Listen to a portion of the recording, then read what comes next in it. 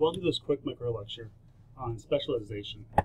So one of the areas of conversation for this week's chapter.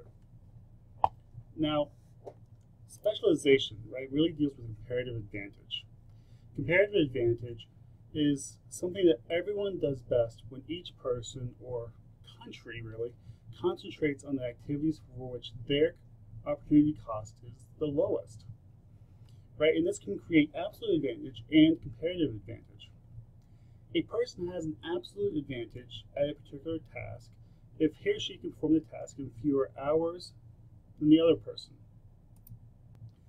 A person has a comparative advantage at a particular task if their opportunity cost of performing the task is lower than the other person's opportunity cost.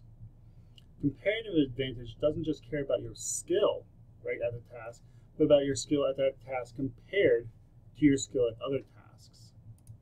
Now, the key principle of the comparative advantage is that multiple people are faced with multiple tasks, right? How do they assign the work? Well, each should concentrate on activities for which they have the lowest opportunity cost. And thus, the total value of output increases with specialization in trade. Now, some of the gains from specialization really do relate to trade. Right? Without trade, each person can consume along their own production possibility curve. And right, what you produce determines what you consume. Now with trade, each person's consumption can be greater than their production. Right? You produce according to comparative advantage, and you trade to get what it is that you want. But there is some resistance to specialization or some barriers to specialization. Some of them being that when population density passes a certain threshold, specialization becomes easier because you have more people to do the certain assigned tasks. When markets are connected and there's a transmission of goods and communications for services, specialization becomes easier. As well as when legal framework supports businesses and entrepreneurship, and financial markets are available to enable startups, specialization becomes easier. So, but there can be a thing as too much specialization, or there is a detriment to specialization. Now imagine if you had a hairstylist that only cut blonde hair, right? Or an expert in tropical diseases opens a practice in a town of 500 people in Wisconsin, right? Or you have some bookstores each only on a certain day of the week. Now I go back to examples as a naturalist or a natural economist in saying, looking at baseball, right? We have no more 400 hitters. Right? In baseball, a 400 hitter is a person who averages at least 4 hits every 10 times they come to bat. Though it's never common in professional baseball, 400 hitters used to be or appear relatively frequently, right? Now, early in the 20th century, for example, a player known as Wee Willie Killer batted .432, meaning that he got hit in over 43% of his times at bat, right? But ever since Ted Williams of the Boston Red Sox, right, he batted a .406 in 1941, there hasn't been a single 400 hitter in the major leagues.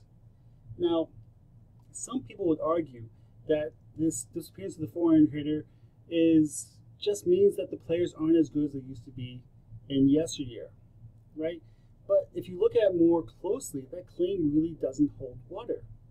Now, for example, today's players are bigger, stronger, and faster than those of Willie Keeler's day. I mean, Wee Willie was called Wee Willie because he was 5'4". He weighed like less than 150 pounds. Now, it can be argued that the disappearance of the 400 hitter isn't because the quality of play in the major leagues decreased, right? But more so because it has increased, right? In particular, pitching and fielding have gotten better. Their standards are higher, which makes batting 400 more difficult. And part of this comes back to this idea of specialization, right? I mean, there are many reasons, including better nutrition, better training, equipment, but specialization has also played a critical role here. I mean, at one time, pitchers were expected to pitch an entire game.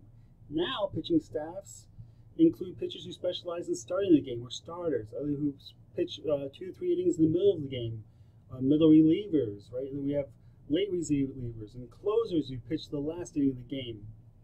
I mean, like Kimbrel for right now for the Red Sox pitches maybe the last inning. I mean, he came in for 4 outs in another game early last week, which was surprising because they brought him out an inning early. Now, each of these roles requires different skills and tactics. Right? Pitchers also may specialize in facing only left-handed batters or right-handed batters, in striking batters out, in getting batters to hit balls on the ground or fly balls. Additionally, few fielders today play multiple defensive positions. Right? Most specialize in a single role. Now, and they can also be defensive specialists, right? And they can be brought in late in the game to protect a lead, and even if that means giving up some batting potential. And additionally, there's additional managing and coaching. Relief pitchers now have their own coaches. There's statistical specialists looking at the numbers of the game, weaknesses of opposing hitters. The net result of all of this is the idea that there are just no weaklings to pick on anymore, right? And hitting 400 over an entire season has become a near impossible task. So, this was a quick video on specialization, some of the advantages of specialization, and some of the drawbacks of specialization. If you have any questions, please feel free to post to the discussion board.